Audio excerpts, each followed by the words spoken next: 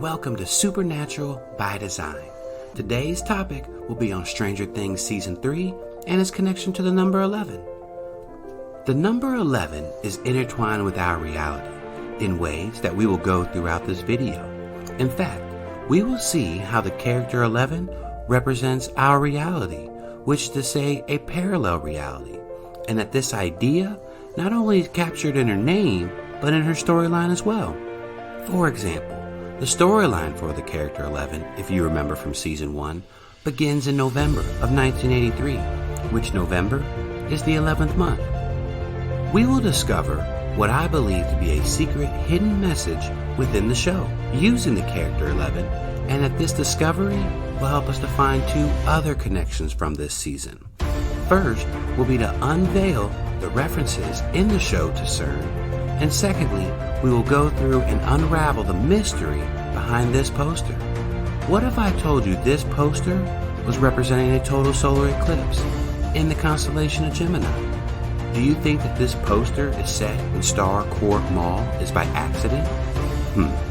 I want to take us on a journey, but first, we need a quick foundation on the number 11, so let's begin.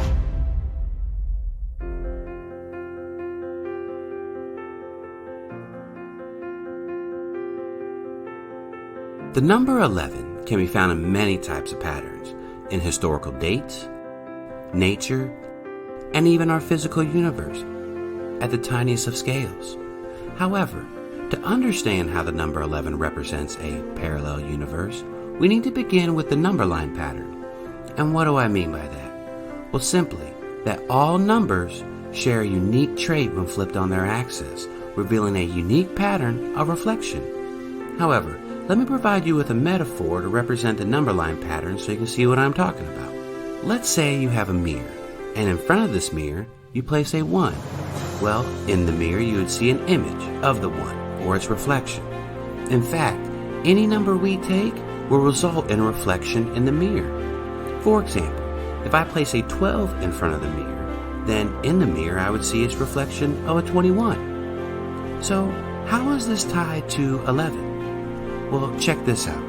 If I take the 12 and I add it to the 21, it equals 33. Well, 33 divided by 3 equals 11.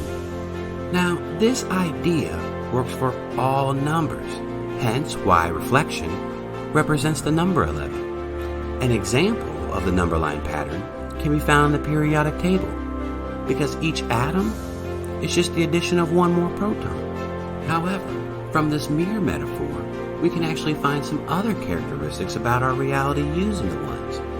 For example, that both ones are parallel. They are symmetrical. That the one outside of the mirror is the source for the one inside of the mirror, or its image or reflection. And lastly, if you were to lay the mirror flat on the ground, then the one outside of the mirror would be right side up. And the other one? Well, the other one would be upside down. And isn't that interesting? Because 11's character is highlighted by the fact that she has a special connection to the upside down by her use of supernatural abilities and powers.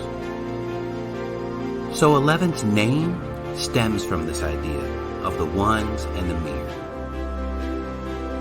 Or for another example, how about the time Billy was taken over by the mind flayer and he ends up in the upside down? Wouldn't this be an example of the parallel metaphor? Or the time we see the mind flayer towering over the city of Hawkins in the upside down? Wouldn't being upside down also be symmetrical? So is 11's character hinting at something bigger? Well, let's find out by looking into her name. 11's real name is Jane Ives, and Jane is derived from John, which John comes from the Hebrew meaning Yahweh is merciful. And 11 also gets nicknamed El by Mike in Season 1. And El in Hebrew means God or Yahweh. And why is this important? Because this represents our example of the source in the image. And since El means God, and man was created in the image of God, doesn't that highlight the example between the one and the mirrors? And doesn't that make God the source? Like in Hebrews 11, that what can be seen was created by something that could not be seen? Or how about in Colossians chapter 1? He is the image of the invisible God, the firstborn of all creation. He created all things in heaven and on earth, visible and invisible. And what is interesting is its use of the word image in referencing the visible and invisible worlds. So what can we say about the character 11? Well, how about this? Is that her name is pointing to a larger reality behind this one, a spiritual reality or a spiritual dimension, and that the show calls the spiritual dimension the upside down. So come, let's explore a little further.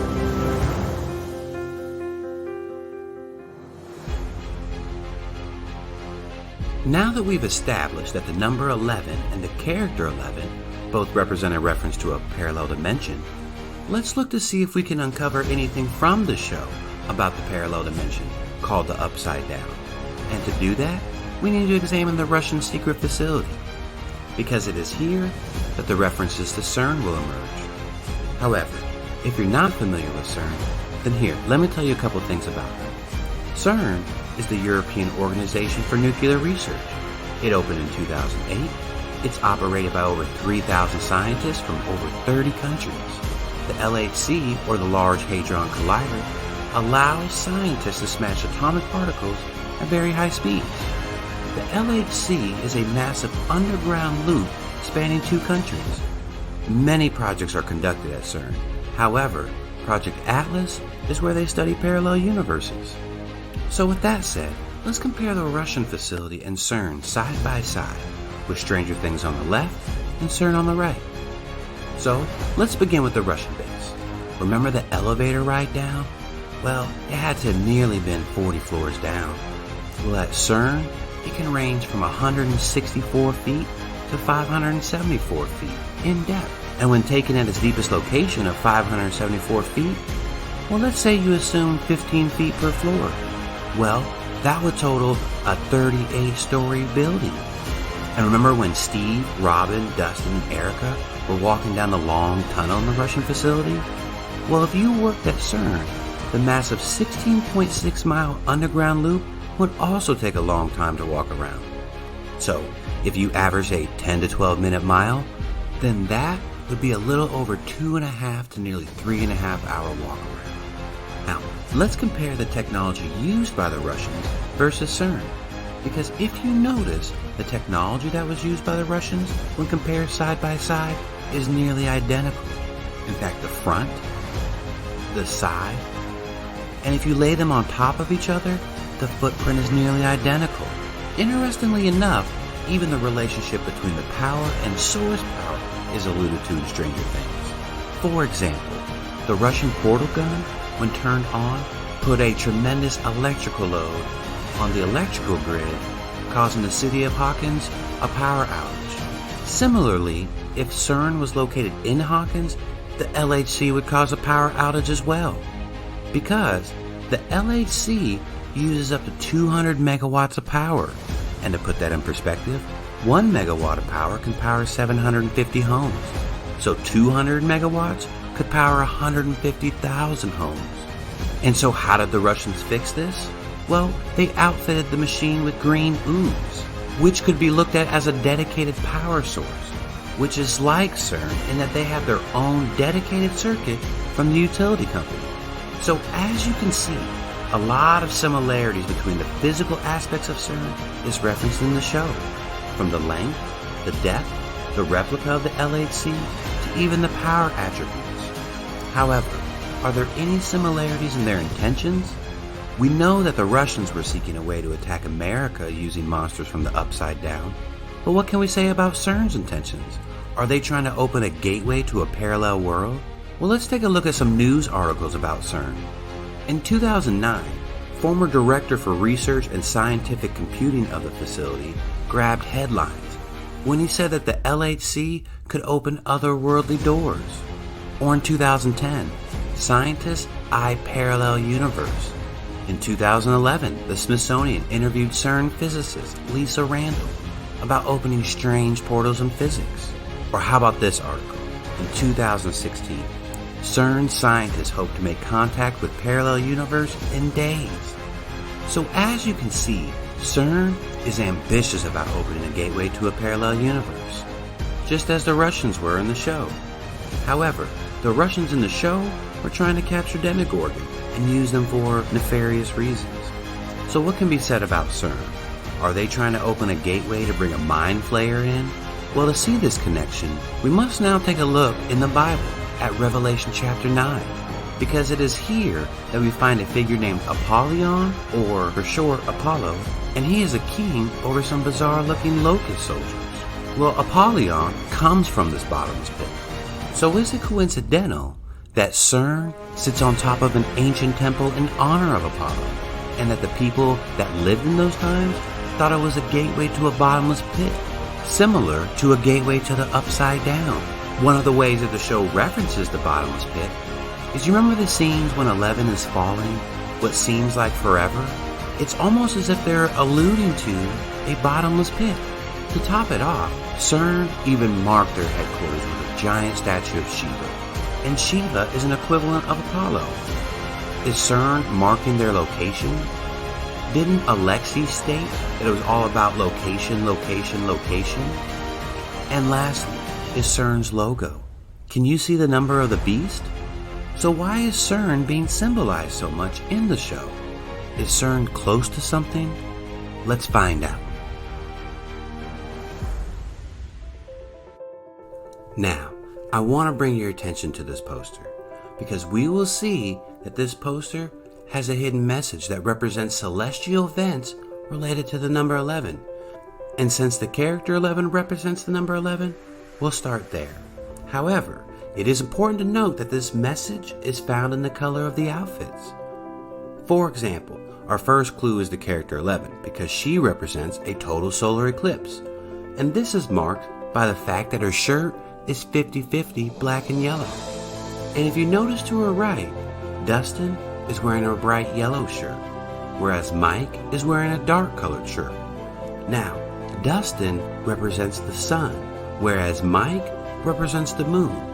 So imagine that they come together to form a total solar eclipse in the middle, where 11 is sitting.